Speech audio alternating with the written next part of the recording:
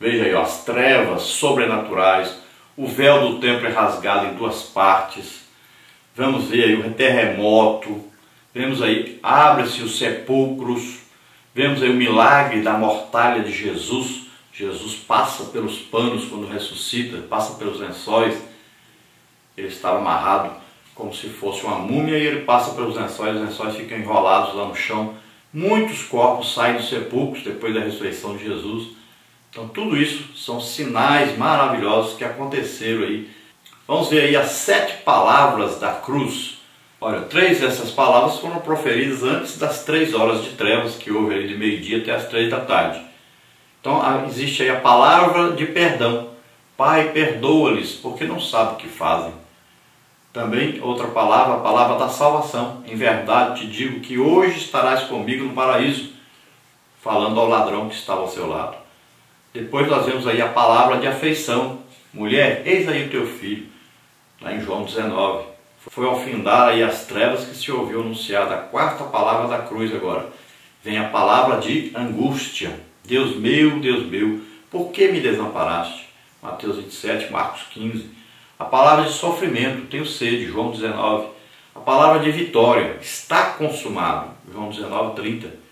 A palavra de contentamento, Pai, em tuas mãos entrego o meu espírito. Clamando Jesus com grande voz. A voz de um moribundo é geralmente fraca, mas a morte de Jesus era diferente. Entregou o seu espírito. Pai, nas tuas mãos entrego o meu espírito. Vamos à leitura bíblica em classe, que está escrita aí em Lucas 23, 44 a 50, que diz: E era já quase a hora sexta, e houve trevas em toda a terra até a hora nona. Escurecendo-se o sol, e rasgou-se ao meio o véu do templo. E clamando Jesus com grande voz, disse: Pai, nas tuas mãos entrego o meu espírito. E havendo dito isso, expirou. E o centurião, vendo o que tinha acontecido, deu glória a Deus, dizendo: Na verdade, este homem era justo. E toda a multidão que se ajuntara a este espetáculo, vendo o que havia acontecido, voltava batendo nos peitos.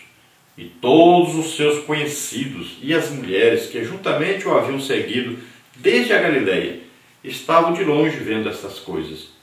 E eis que um homem por nome José, senador, homem de bem e justo. Então aqui, a nossa leitura bíblica fala da crucificação de Jesus. Especificamente, não dá tempo para a gente entrar em muitos detalhes, mas vamos ver aí alguma coisa sobre a crucificação de Jesus. Sobre como ele foi crucificado, por que foi crucificado, por que a cruz. Vamos então às partes da nossa lição. A primeira parte aí, as últimas advertências e recomendações. Tópico 1, aflição interior. Tópico 2, aflição exterior. Depois nós temos na parte número 2, Jesus é traído e preso. Tópico 1, a ambição. Tópico 2, a negociação. Depois na parte 3 nós temos aí julgamento e condenação de Jesus. Tópico 1, na esfera religiosa. Tópico 2, na esfera política. Depois na parte 4 nós temos a crucificação e a morte de Jesus. Tópico 1, o método. Tópico 2, o significado. Então vamos ver a introdução que diz o seguinte: os momentos que antecederam a prisão e julgamento de Jesus foram extremamente difíceis e penosos para ele e seus seguidores. As autoridades judaicas já haviam decidido em concílio pela sua morte e esperavam apenas um momento oportuno para isso. Não intentavam realizar o ato durante a Páscoa para não causar tumulto. Nesse momento surge Judas Iscariotes, um dos 12 discípulos, com a proposta de entregar Jesus a esses líderes. E foi o que ele fez. Preso, Jesus logo é submetido a um julgamento que o condenou e o entregou para ser crucificado. Pregado na cruz, Jesus, o homem perfeito, sentiu as dores dos cravos e o peso do pecado da humanidade. Então imaginemos, Jesus já quando orava, ele já sabia tudo o que iria acontecer. Já tinha sido revelado a Jesus. Imagine ali a tensão que isso causa.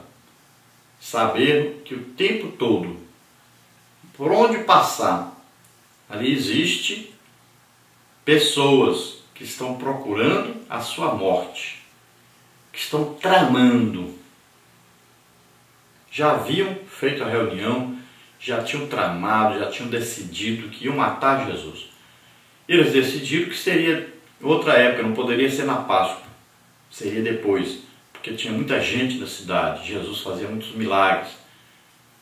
Mas quando Judas chega com a proposta de vender Jesus, de entregar Jesus, então eles mudam de ideia. Falam, não, vamos fazer logo, vamos aproveitar a oportunidade. Quem sabe eles pensaram até que era de Deus, e na verdade era mesmo. Era cumprimento da palavra de Deus e eles nem sabiam.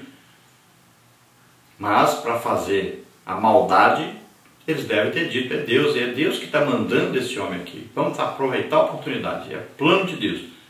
E na verdade eles pensaram exatamente, corretamente, o que Deus tinha em mente. Dar então a vida por nós, morrer em nosso lugar. Colocando o seu filho para morrer em nosso lugar.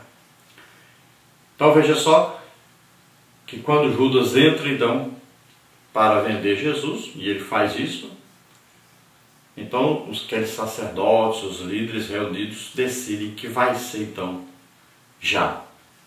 Nós sabemos então que Jesus faz a ceia sem avisar para ninguém o local, Judas não poderia entregá-lo ali, mas quando eles vão orar então no monte, Jesus está orando, ele ora tanto, ele entra em agonia, ele está intercedendo agora, ele está pedindo ao Pai,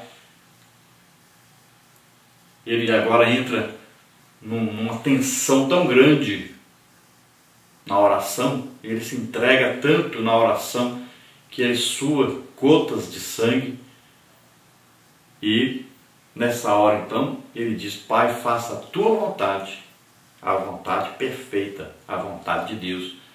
É a hora de Jesus como homem está agora tomando uma decisão que homem nenhum tomaria. Se Jesus fosse um homem pecador, ele não tomaria essa decisão. Mas para isso ele veio, para dar a vida por nós. Ele toma a decisão, ele luta agora contra a carne. Imagine ali aquela luta tremenda, um corpo humano com desejo de ficar na terra. Foi feito do pó da terra o corpo humano. Ele ama a terra e ele puxa para a terra, quer ficar na terra. Existe ali uma luta interna, uma luta interior. Tem que se tomar uma decisão. Ele não é obrigado a fazer isso. E ele tem que tomar uma decisão. Então ele vai lutar contra si mesmo, contra a sua parte humana. E a luta é tão agonizante, tão terrível, que ele sua gotas de sangue. E vence então o desejo, o amor pela humanidade. Então Jesus consegue vencer a carne, consegue vencer o desejo de vida na terra. Ele consegue vencer todas as tentações. Ele vai tomar agora uma decisão, a decisão de dar a sua vida. Dar a sua vida por pecadores. Por pessoas que o mataram, que o rejeitaram. Por pessoas que continuam fazendo isso o tempo todo. Por pessoas que vão colocar daí a pouco um assassino em liberdade e condená-lo à morte. Quem sabe os mesmos que disseram hosanas, bendito que vem em nome do Senhor,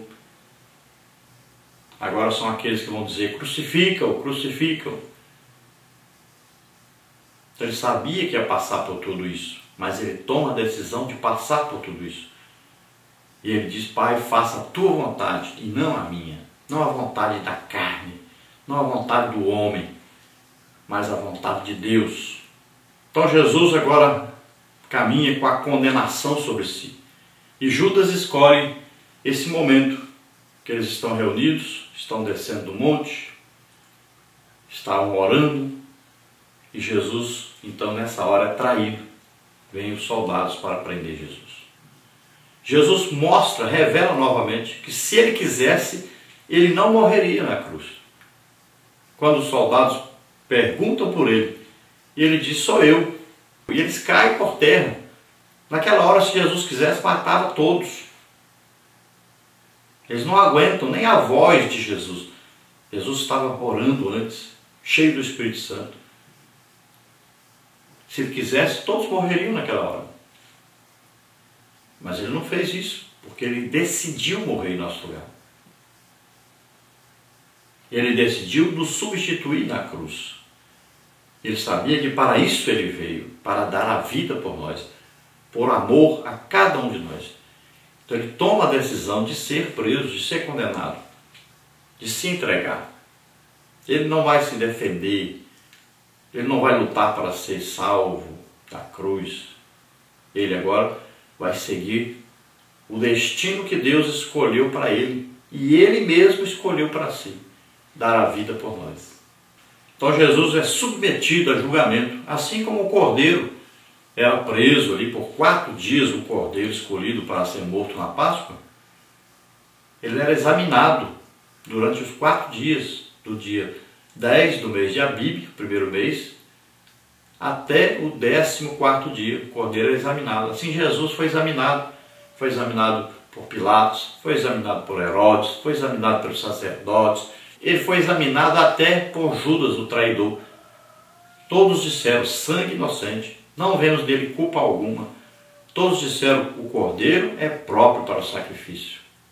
Então Jesus, o Cordeiro de Deus que tira o pecado do mundo, aquele que vai morrer por nós na cruz, estava ali, sendo julgado, condenado. Então Jesus, já com os pecados nossos sobre ele, que ele pegou ali na hora da ceia, então agora ele é digno de morrer em nosso lugar. Ele agora pode morrer porque o salário do pecado é a morte, e os nossos pecados estavam sobre ele. Então ele vai para a cruz, ele é crucificado, ele é condenado a morrer a morte que os romanos escolheram, a morte de cruz. A cruz era lugar de maldito. Cruz é lugar de assassino, de ladrão. Jesus nunca pecou, mas ele pegou os nossos pecados sobre ele e morreu a nossa morte. Ele sente agora as dores, as chicotadas, os cravos entrando ali na sua cabeça. A cabeça é o lugar mais sensível do ser humano. Ali é colocada a coroa na sua cabeça. Ainda pegam ali um cetro, um pedaço de madeira, batem na cabeça dele. Imagine, a cabeça deve ter inchado muito. Qualquer pancadinha na cabeça incha, fica latejando, doendo. O sangue escorria. Bateram, cuspiram, arrancaram a sua barba com a mão, cuspiram na cara dele, deram pontapés, socos, chicotearam, fizeram o que quiseram. E Jesus calado, sofrendo em nosso lugar. O levaram e o pregaram naquela cruz. Imagine a dor dos cravos entrando nas suas mãos, nos seus pés. Depois de ter ainda carregado, que provavelmente foi um pedaço da cruz. Imagine o sofrimento, a angústia. E Jesus passou tudo isso por nós.